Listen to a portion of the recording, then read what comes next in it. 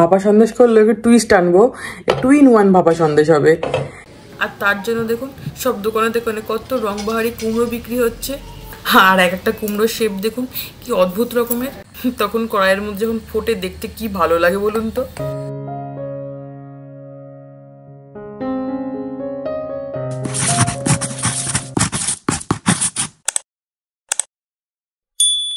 Hello, কেমন আছেন সবাই? আশা করি খুব ভালো আছেন। কালকেই লক্ষ্মী পুজো, তো এখন যাবো লক্ষ্মী পুজোর বাজার করতে। আর প্রতি বছর তো ওই করে রাখি, মিষ্টিটা একদিনে দিনের দিন মিষ্টি ভোগ করতে করতে খুব দেরি হয়ে যায়। তাই এবছর ঠিক করেছি এই সন্ধ্যাবেলাতে আজকে মিষ্টিগুলো সব বানিয়ে রাখবো, তাহলে একটু ইজি হবে আমার জন্য। কেননা কালকে তো উইকডে, এমনিতেই আবেশের স্কুল, আশিসের অফিস সব আছে, আর পরশুদিনকে ওদের বেরোনো আছে। সকাল সকাল পুজো না করলে আবেশের ঘুম পেয়ে যাবে, তখন কালকে পরশুদিনকে স্কুল যেতে দেরি হয়ে যাবে। তো এখন এই যে ব্যাগ বের করেছি, বাজার করতে যাব। আর বাইরে ভীষণ বাজে ওয়েদার আজকে, আজকাল দুদিন খুব বাজে ওয়েদার গেছে। বেরিয়ে ভাবলাম এই গাছটা তো আপনার সঙ্গে শেয়ার করা হয়নি। দেখুন বাইরে বেরোলেই, ঘর থেকে বেরোলেই মনে হচ্ছে যেন বাড়ির সামনে একটা আস্ত ফুলদানি দাঁড় করানো রয়েছে। আর ওই যে ওই দিকের গাছটা দেখুন, ওর কিন্তু পাতার রঙটা এখনো পুরোপুরি চেঞ্জ হয়নি, এখনো নিচের দিকটা সবুজ রয়েছে।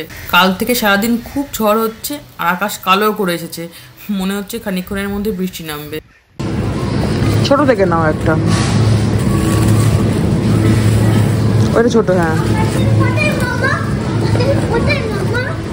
এই সবজিবাদী ফলমূলগুলো কেনা হয়ে গেলে ভাবছি একবার এই কাছে যে ফার্মটা আছে, আপনাদেরকে ভিডিওতে দেখিয়েছিলাম কয়েকবার, ওখানে আশিসকে একবার পাঠাবো।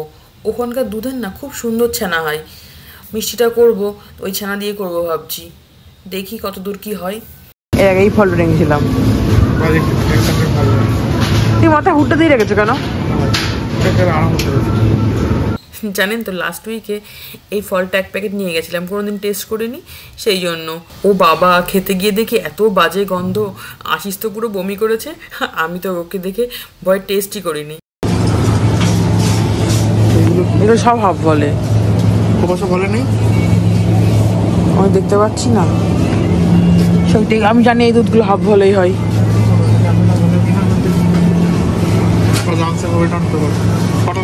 তবে এইগুলো নেবো তাহলে, ক্যাম্পিয়ার নেবো তাহলে, দুটো নিয়ে নাও।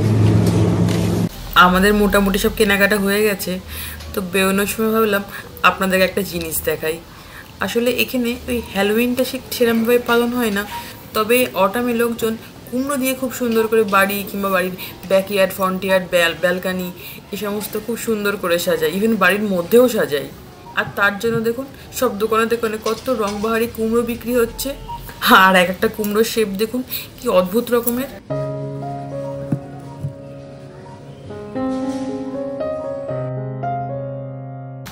বাজার করে বেরিয়েছে, দেখুন আকাশ ভাঙা বৃষ্টি হচ্ছে, আর তেমন ঝড় হচ্ছে। মনে হয় না আজকে আর আশিস ফার্মে যেতে পারবে, এখন সোজা বাড়ি যেতে হবে। বাজার টাজার করে চলে এসেছি, এসে এখন মিষ্টি তৈরি করছি। এই যেখানে রসগোল্লা করবো বলে রসগোল্লার রসটাকে ফুটোচ্ছি, আর এই যে এইখানে রসগোল্লাটা তৈরি হয়ে গেছে। কিছু মিষ্টির জন্য ছানাও তৈরি করে রেখেছি।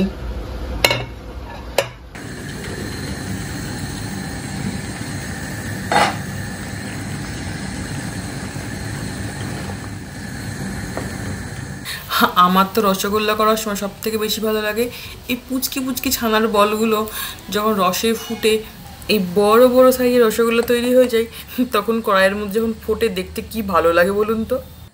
ওদিকে তো রসগোল্লাগুলো হয়ে গেছে দেখলেনি, ঠান্ডা করতে দিয়েছি।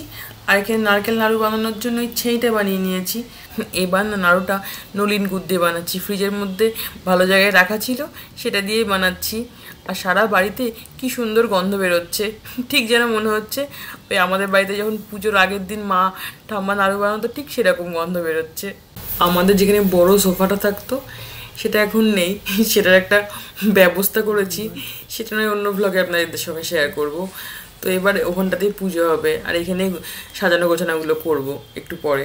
আর গেলবার না যখন বাড়ির থেকে এসেছিলাম তখন এই যে শোলার ফুলগুলো, এগুলো কদম ফুলই বলে মনে হয় শোলার, তো এগুলো বাড়ির থেকে এনেছিলাম। ভাবছি এবার এগুলো দিয়ে সাজাবো। 3 রকমের মিষ্টি তৈরি হয়ে গেছে। এই যে নাড়ুটা মিষ্টি নয় যদিও, নাড়ুটা হয়েছে, এদিকে হচ্ছে নলেন গুড়ের গোল্লা সন্দেশ হয়েছে,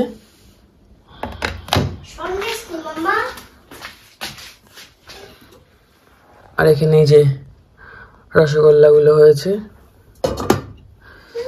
এবার বানাবো এই ছানা দিয়ে ভাপা সন্দেশ। ভাপা সন্দেশ করলে একটু টুইস্ট আনবো, 2-in-1 ভাপা সন্দেশ হবে।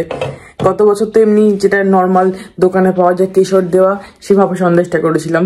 তবে এবছর এটা একটু টুইস্ট আনার জন্য ওই 2-in-1 ভাপা সন্দেশ করব। এখন সেটাই তৈরি করব। চলুন তাহলে এটাই শেয়ার করি আপনাদের সাথে। প্রথমে জল জমানো ছানাটাকে 2 ভাগে ভাগ করে নেব। ফার্স্ট লেয়ারটা করছি হোয়াইটের, তো ছানার মধ্যে কনডেন্স মিল্ক দিয়ে সেটাকে একটু পেস্ট করে নেব। এরপর টিফিন বক্সে একটু ঘি মাখিয়ে ছানাটাকে ভালোভাবে বসিয়ে নিচ্ছি। আর সেকেন্ড লেয়ারটার জন্য সেম প্রসেস, শুধু একটা জিনিস অ্যাড করতে হবে, সেটা হলো এবারে ছানাটার মধ্যে এই রোজ সিরাপটা অ্যাড করব। তাহলে এই গোলাপ রোজের যে স্মেলটা সেটা আসবে, আর হালকা মিষ্টিও আসবে। দুধ দইয়ের জায়গায় অ্যাডটা করবো না আমি এখানটাই, আর পিঙ্কিশ কালারটাও আসবে।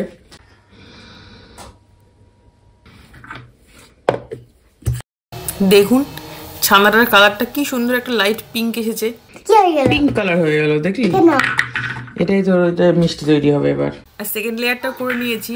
এটা যদিও এখন বুঝতে পারছে না, তবে যখন সন্দেশটা তৈরি হওয়ার পর কাটা হবে তখন দেখতে ভীষণ সুন্দর লাগবে।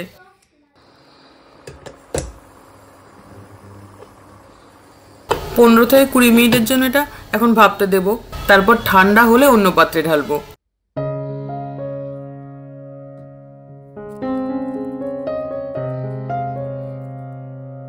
হালকা গরম থাকতে আমি বক্স থেকে বের করে নিয়েছি। আপনারা পুরো ঠান্ডা করে ফ্রিজে রেখে এটা বের করতে পারেন, তাহলে আরও সুন্দর হবে। আমি এটা সারা রাত রেখে দেবো, তাহলে ঠিকঠাক জমে যাবে। চলুন তাহলে সন্দেশটা তখন হোক, আর কেমন হলো বরঞ্চ কালকে দেখাবো। আজকে এখনো গোছগাছ করা আছে, আর পুজোর জোগাড় জাগারও কিছু করার আছে, সেটা বরঞ্চ নেক্সট ব্লগে দেখাবো। আর আজকে আমার ভিডিওটা কেমন লাগলো অবশ্যই কমেন্ট করে জানাবেন। আর যদি ভালো লাগে তো প্লিজ চ্যানেলটি সাবস্ক্রাইব করে সঙ্গে থাকবেন। আজ তবে আসি, সবাই খুব ভালো থাকবেন, টাটা।